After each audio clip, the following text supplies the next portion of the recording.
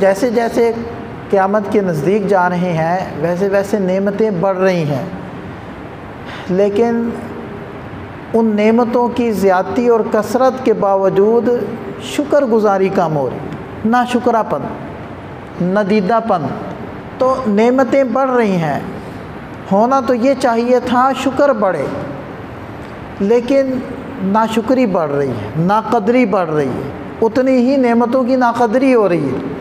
پہلے کہاں لوگ پوری پوری روٹیاں وہ خشکے میں دیا کرتے تھے، شاذ و نادر کسی گھر سے یہ خشک روٹی ملتی تھی، ورنہ یہ چھان والوں کو اس زمانے میں پرانی چکیاں ہوتی تھی تو وہ چھان ملتا تھا، خشک ٹکڑے نہیں ملتے تھے۔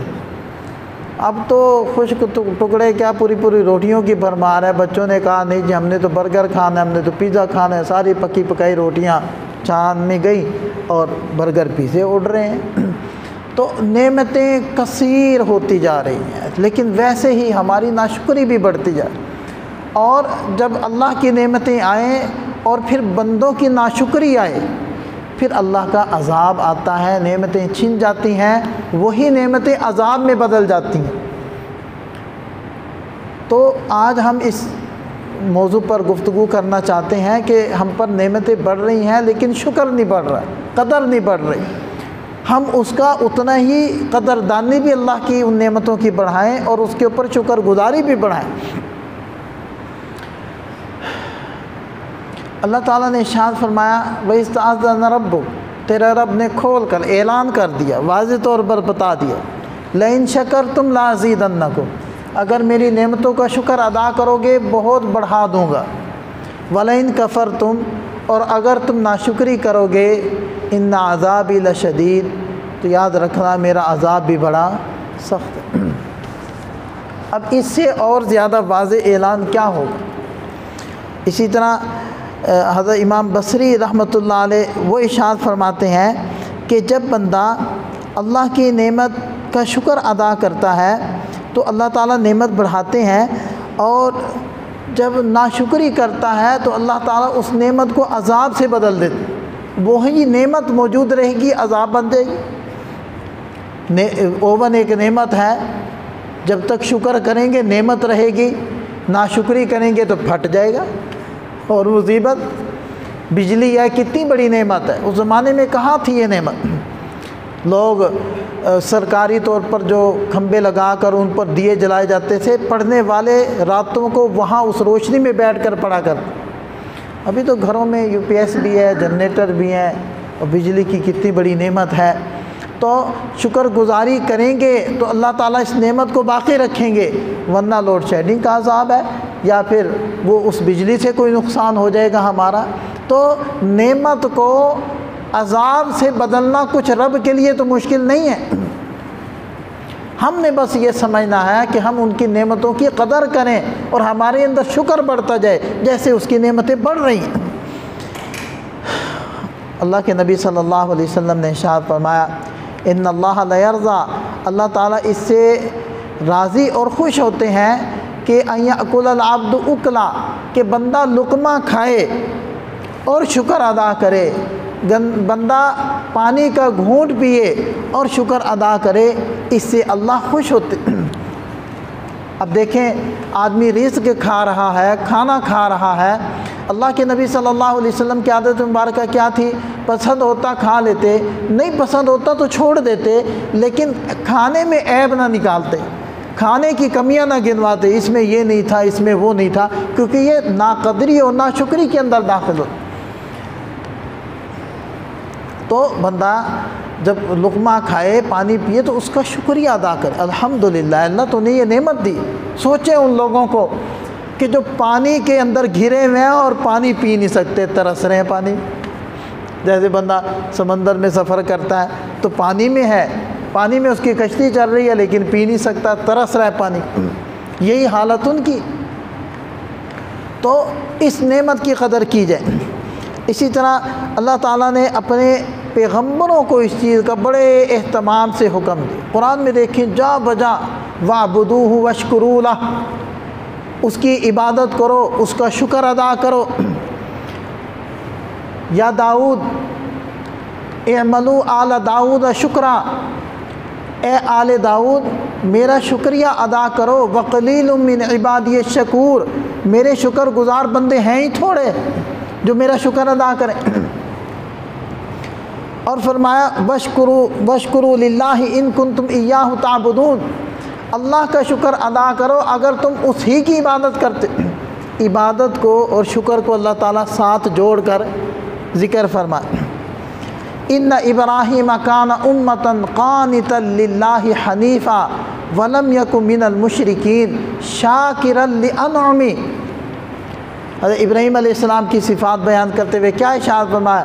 ابراہیم علیہ السلام مشرک نہیں تھے، شاکرا لانعمہ، اپنے رب کی نعمتوں کے شکر گزار تھے۔ اور ارشاد فرمایا ذریۃ من حملنا مع نوح انہ کان عبدا شکورا۔ حضرت نوح علیہ السلام کے بارے میں ارشاد فرمایا انہ کان عبدا شکورا، یقیناً وہ ہمارا شکر گزار بندہ تھا۔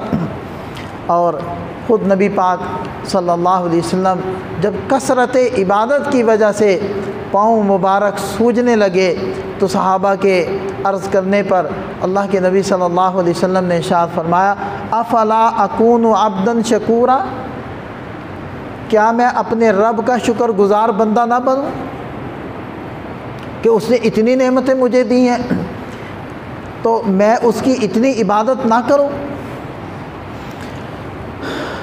اور ارشاد فرمایا کہ جو اللہ کی نعمت کو اپنے دل سے پہچانے اور اپنی زبان سے اس کی نعمت کا شکر ادا کرے تو اپنی آنکھوں سے وہ رب کی نعمتوں کو بڑھتا ہوا دیکھے گا کہ اللہ کیسے اس کا مزید اعزاز اور اکرام فرمانے۔ وَلَقَدْ آتَيْنَا لُقْمَانَ الْحِكْمَةَ أَنِ اشْكُرْ لِلَّهِ، ہم نے لقمان علیہ السلام کو حکمت دی، دانائی دی، سمجھداری دی، اور وہ سمجھداری کیا تھی؟ ان اشکر للہ، اپنے اللہ کا شکر ادا کرو، یہ تھی وہ دانائی۔ ومن شکر فانما یشکر لنفسہ، اگر کوئی شکر ادا کرے گا تو اس کا فائدہ، اس کے ثمرات اسی شکر گزار بندے کی طرف لوٹیں گے۔ ومن کفر فإن اللہ غنی حمید، اور جو ناشکری کرے گا تو اللہ تو بے پرواہ ہے، اس کو اس بندے کی شکر گزاری، تھینکس کہنے، الحمدللہ کہنے، اے اللہ تیرا شکر ہے، اس کہنے کی، اس سننے کی اس کو ضرورت نہیں ہے، وہ محتاج نہیں ہے، وہ مجبور نہیں ہے، وہ تمہارے سننے کے انتظار میں نہیں بیٹھا، اس کو ضرورت نہیں ہے۔ ومن شکر فإنما یشکر لنفسہ، جو شکر ادا کرے گا اس کا فائدہ اسی کو پہنچنا ہے۔ اور ارشاد فرمایا اللہ کے نبی صلی اللہ علیہ وسلم نے الطاعم الشاکر کالصائم الصابر، کھا کر شکر ادا کرنے والا اس کا اجر اتنا ہی ہے جتنا کہ روزہ رکھ کر صبر کرنے والے کا۔ الطاعم الشاکر الطاعم الشاکر کالصائم الصابر۔ اور حدیث پاک میں آتا ہے کہ جب اللہ بندے سے کوئی نعمت چھین لیں، جیسے کہ اللہ تعالیٰ اپنے فرشتوں سے فرماتے ہیں کہ جاؤ میرے فلاں بندے کے بیٹے کو، اس کی روح کو قبض کر لو، تو فرشتہ آتا ہے، روح قبض کرنے والا روح قبض کر لیتا ہے۔ تو اللہ تعالیٰ فرشتے سے پوچھتے ہیں کہ تو نے میرے بندے کے بیٹے کی روح قبض کر لی؟ وہ کہتا ہے جی ہاں اے اللہ۔ پھر اللہ تعالیٰ پوچھتے ہیں کہ کیا تو نے ثمرۃ فؤادی، اس کے دل کے ٹکڑے کی تم نے روح قبض کر لی؟ فرشتہ کہتا ہے جی ہاں اے اللہ میں نے ایسے ہی کیا۔ تو پھر اللہ تعالیٰ پوچھتے ہیں اچھا یہ بتاؤ میرے بندے نے پھر کیا کہا؟ یہ جب اس کے اوپر مصیبت آئی وہ کیا بولا؟ فرشتہ کہتا ہے کہ اللہ تیرے بندے نے کہا استرجع وحمدہ، کہ اس نے انا للہ و انا الیہ راجعون پڑھی اور اے اللہ آپ کی تعریف کی۔ تو اللہ تعالیٰ فرماتے ہیں پھر جنت میں ایک محل بناؤ میرے بندے کے لیے جس کا نام لکھو بیت الحمد، اللہ کی تعریف والا گھر۔ تو یہ میں نے اپنے اس بندے کے لیے مقرر کر دیا جس نے اپنے اوپر آنے والی مصیبت پر بھی میری تعریف کی اور میرا شکر ادا کی۔ تو جب اس کے لیے گھر بنا کر اللہ تعالیٰ نے اس کے نام پر الاٹ کر دیا تو اس بندے کا جنت میں جانا تو پھر متعین ہو گئے۔